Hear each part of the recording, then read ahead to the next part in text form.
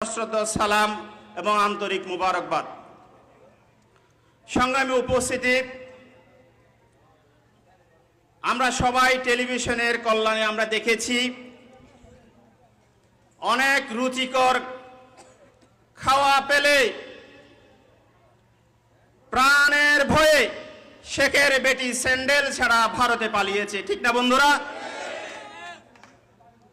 শেখের বেটি পালিয়ে যাওয়ার পর আমরা আমাদের এলাকায়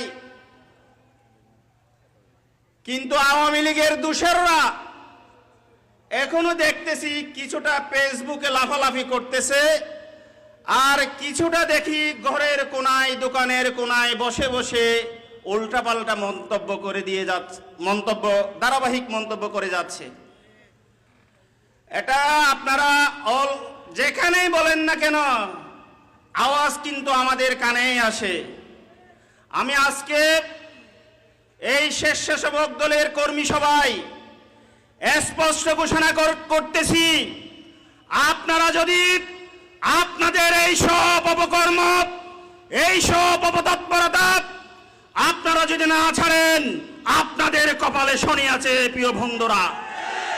আপনাদেরকে এলাকা ছেড়ে পালাতে হবে, পূর্ব বড় বেওয়ার মাটিতে আপনাদের জায়গা হবে না।